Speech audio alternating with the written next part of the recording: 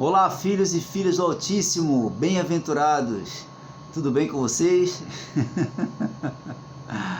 Como diz a canção, espero que a luz do Eterno acenda o seu coração e que você possa ver, mesmo que você esteja em plena escuridão. Dando continuidade à leitura do livro de Mateus, hoje terminaremos então o 12.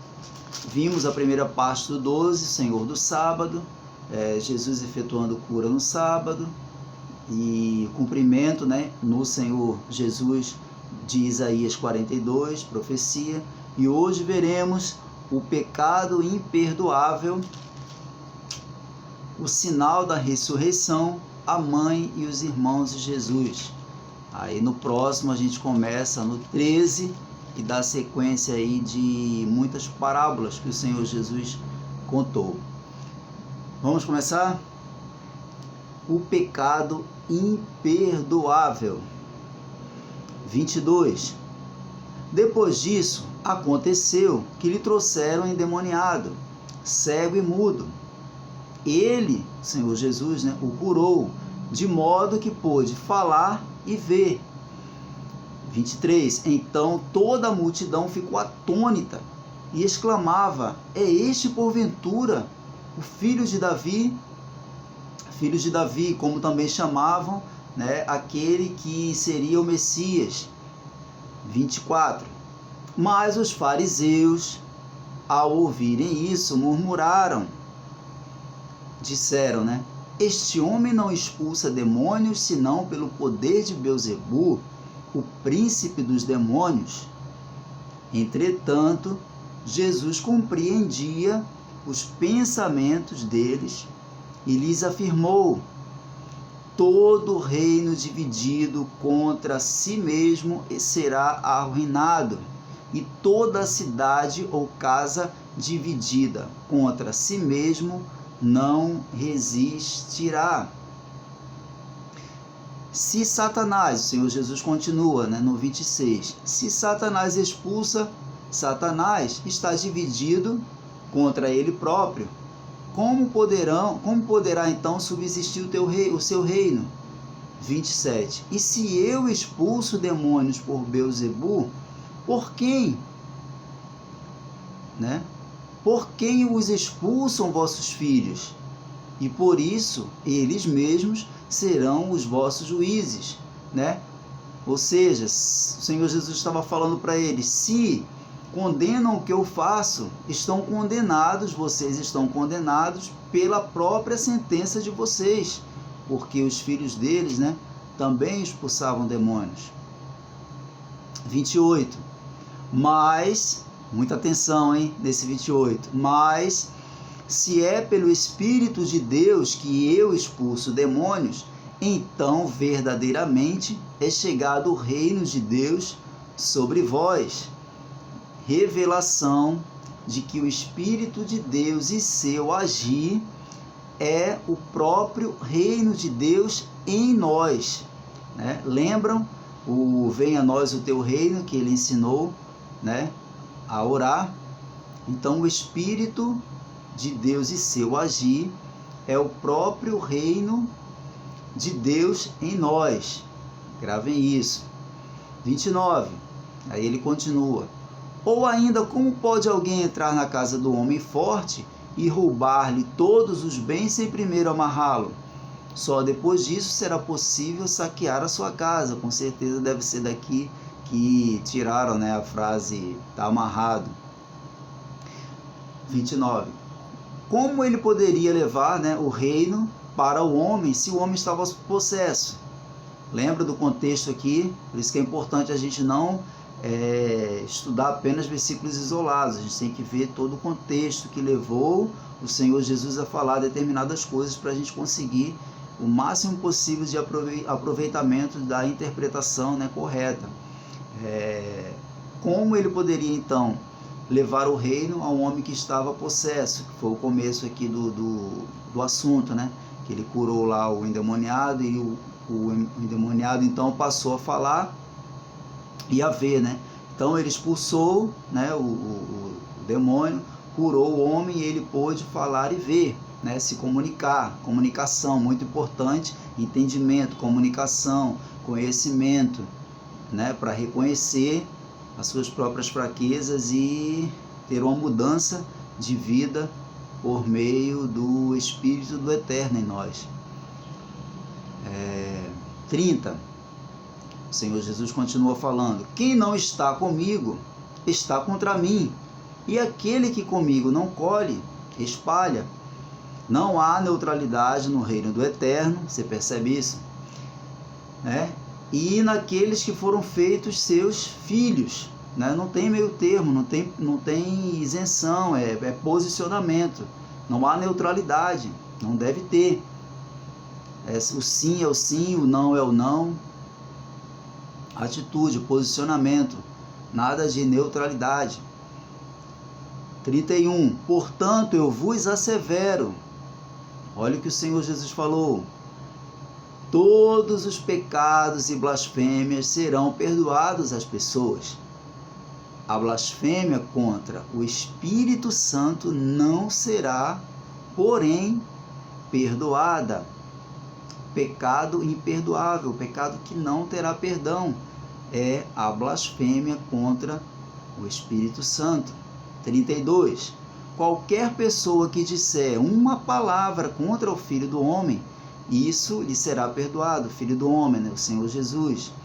Porém, se alguém falar contra o Espírito Santo, não lhe será perdoado, nem nesta época, nem mesmo no futuro. Muito importante esse versículo, por isso que eu dividi esse capítulo em 2, porque não teria como ler por ler, passar batido.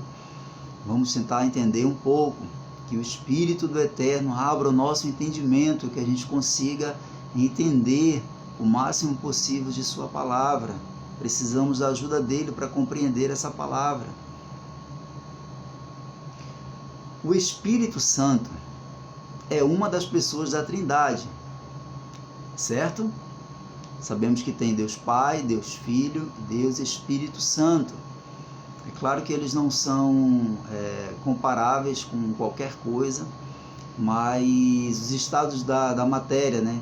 A menos que não tenha mudado. Sólido, líquido e gasoso, certo? A água,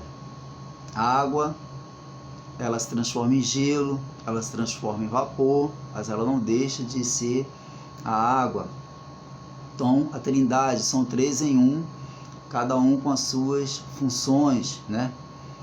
E o Espírito Santo, ele é uma pessoa, apesar de que tem gente que fala que não, né? Acredita-se que é uma energia de Deus e tal, e é o poder de Deus, né?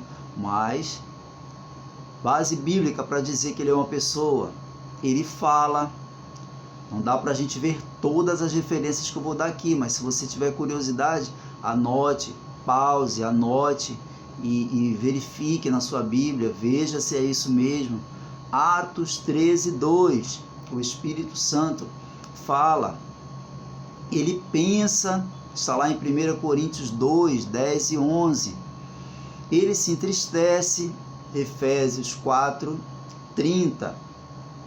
Ele tem vontade, Atos 16, 7. Ele convence o pecador, João 16, 7 e 8. Essa eu preciso ler. Essa eu tenho que ler com vocês, meus amigos. Deixa eu só achar aqui. Só um momento. Ô Pai, achei. João 16, certo? 7 e 8, olha lá. Todavia eu vos asseguro que é para o vosso bem que eu parta. Se eu não for, o advogado não poderá vir para vós, mas se eu for, eu enviarei. Quando então ele vier, convencerá o mundo do seu pecado, da justiça e do juízo. O Senhor Jesus falando, era preciso ele ir para que o Espírito Santo viesse, né? e convencesse o homem do pecado, da justiça e do juízo. Do pecado porque a humanidade não acreditava no Senhor Jesus, não crê em mim. Da justiça porque eu vou para o Pai e vós não me vereis mais. E do juízo porque o príncipe deste mundo já está condenado. Então, função principal aqui do Espírito Santo, convencer o homem do pecado, da justiça, do Senhor Jesus e do juízo que há de vir sobre a terra. Ele transforma, está lá em Romanos 8, 2, 14 e 16 também. Isso também é importante para a gente dar uma lida. Olha o que fala a palavra sobre o Espírito Santo.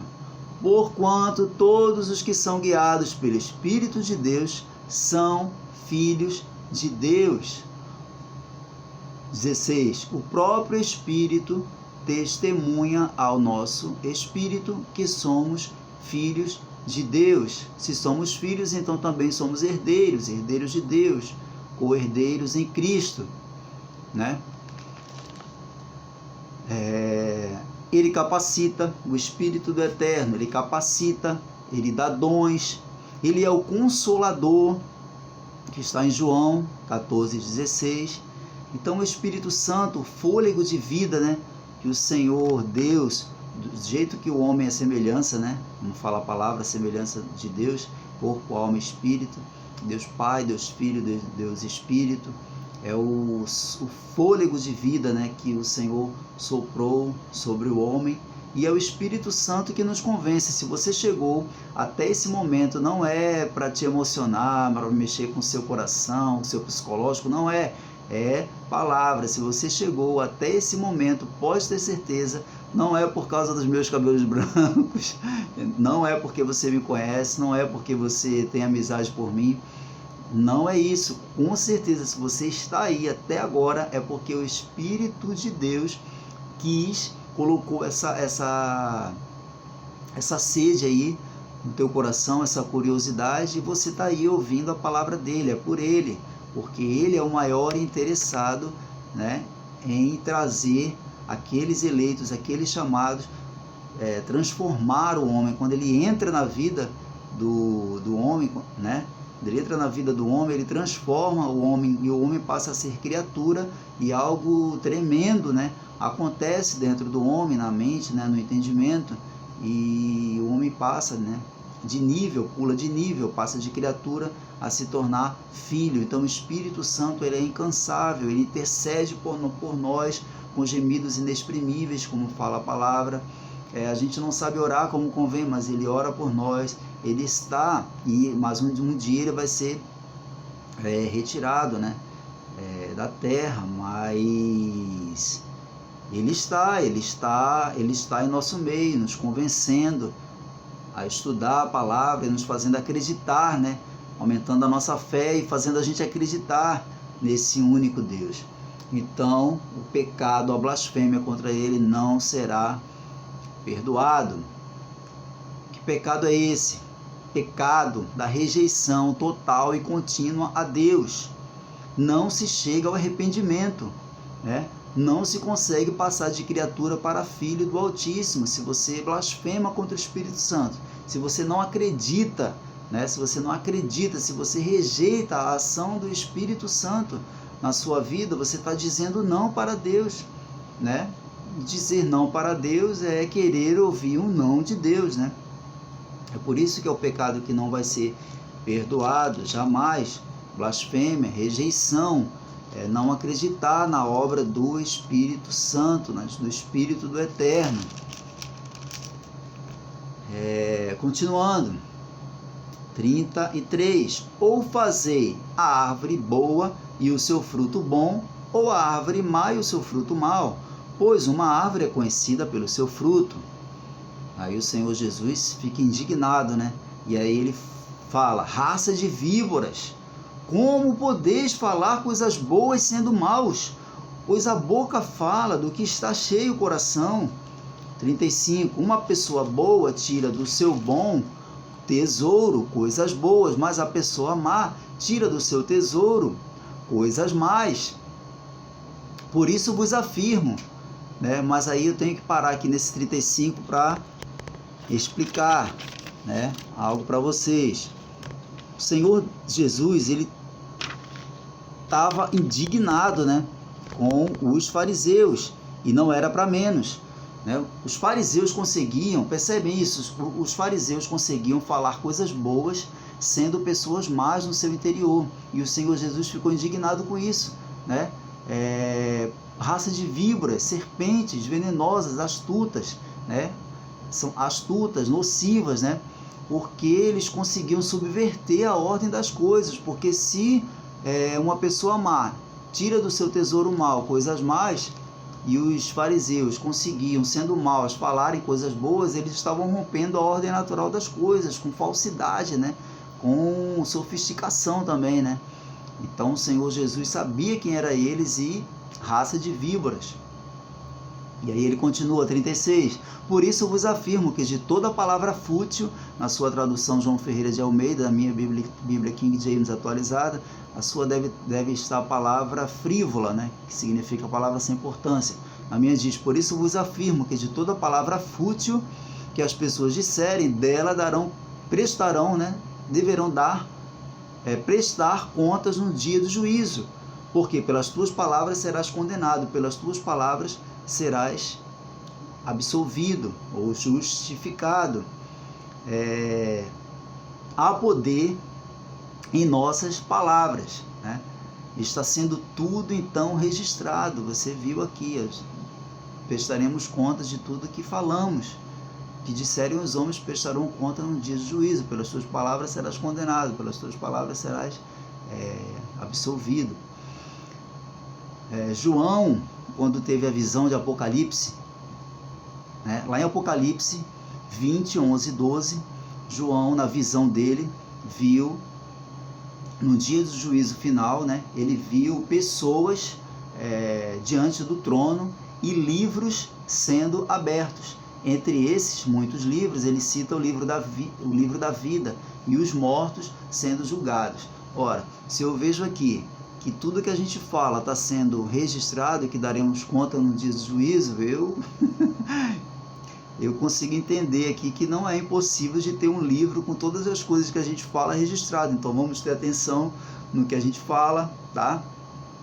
Você que tem o hábito de falar mal, de xingar, evita, pede ao Espírito do Eterno para colocar um guarda sobre a sua boca e te dar sabedoria, e que você vigie, né, e preste muita atenção sobre suas palavras, e tenha na cabeça que tudo que a gente fala está sendo registrado conforme a palavra. Continuando, 38, o sinal da ressurreição. Então alguns dos mestres da lei, fariseus, lhe pediram, mestre, queremos ver de tua parte algum milagre, né? Imagina como o Senhor Jesus ficava, né? Como que ele ficava chateado, né? Irado com aquilo, porque os fariseus tiravam ele do sério, né? E aí chegam, mestre, queremos ver de tua parte algum milagre. 39, é o que Jesus lhe respondeu, uma geração perversa e adúltera pede um sinal miraculoso.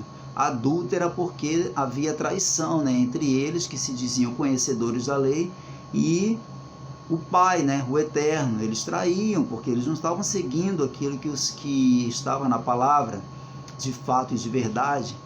Então o Senhor chama-os de adúltera, geração adúltera, pede um sinal miraculoso. Todavia nenhum sinal lhe será dado exceto o sinal miraculoso do profeta Jonas.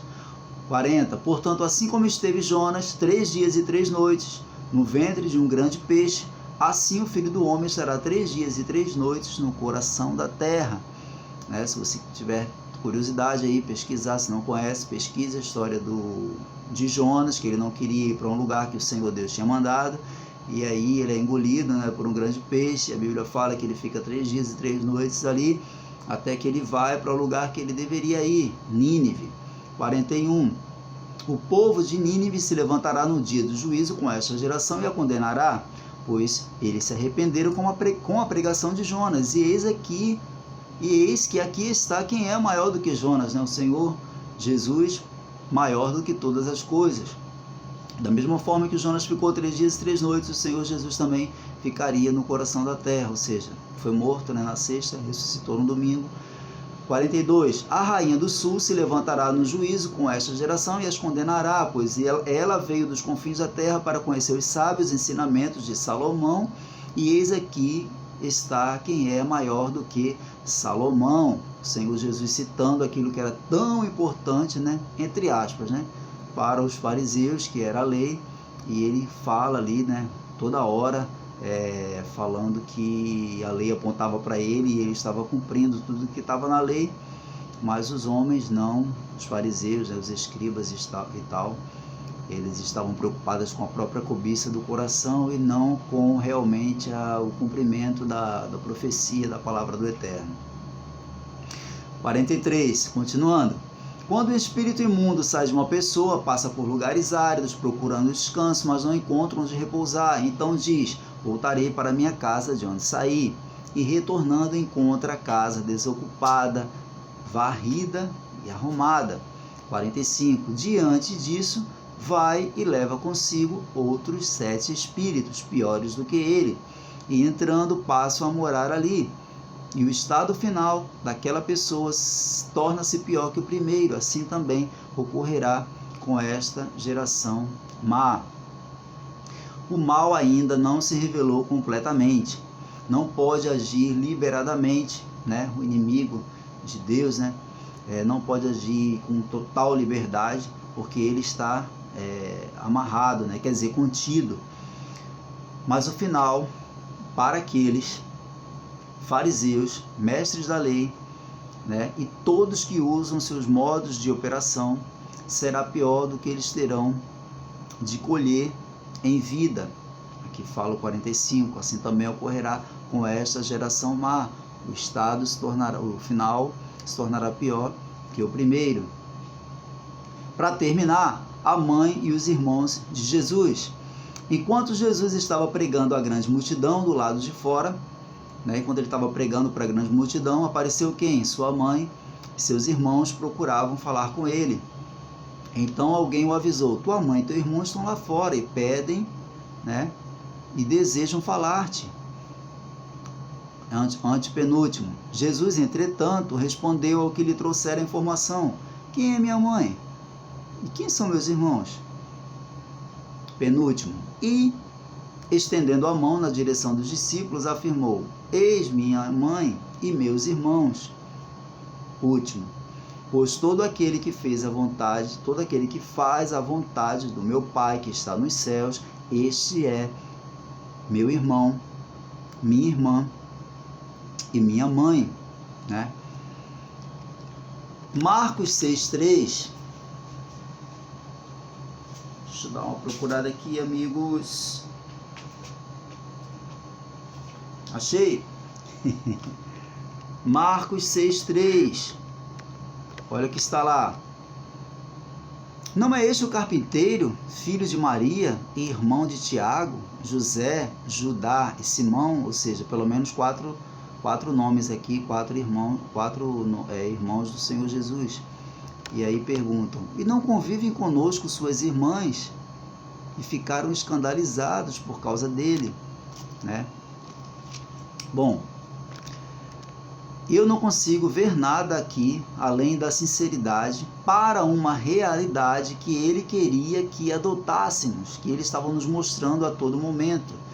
Intimidade, familiaridade com o Eterno, Era isso que ele queria mostrar aqui. Ele não estava destratando ninguém. Jamais o Senhor Jesus não fazia parte do perfil dele, mas a missão dele, a função dele, e com certeza inquestionável isso. Sua mãe Maria, mulher escolhida por suas virtudes, José também, não são qualquer um, são dignos de todo respeito, foram escolhidos por Deus para serem os pais os criadores do Senhor Jesus. Mas o Senhor Jesus veio nos revelar o reino do Eterno, o reino que jamais terá fim. E aí ele fala então que a família dele é todo aquele que faz a vontade do seu Pai que está nos céus. Então, amigos, essa foi a leitura do 12. Que venha a nós esse reino, né? Que seja feita a sua vontade, assim na terra como no céu, como Ele nos ensinou. Espero ter contribuído de alguma forma com seu entendimento. Peço ao Eterno que tenha misericórdia de nossas vidas, né? E que o Espírito Santo continue a boa obra em nosso interior, nos convencendo, nos dando entendimento, sede de conhecer, né? Esse Pai eterno, Pai maravilhoso, e que tem um reino que jamais, jamais terá fim. Filhos e filhas do Altíssimo, que o Eterno te abençoe, abençoe a sua casa, a sua família, seus parentes, seus amigos, te dê saúde e alegria de viver. Um beijo, amigos, e até a próxima.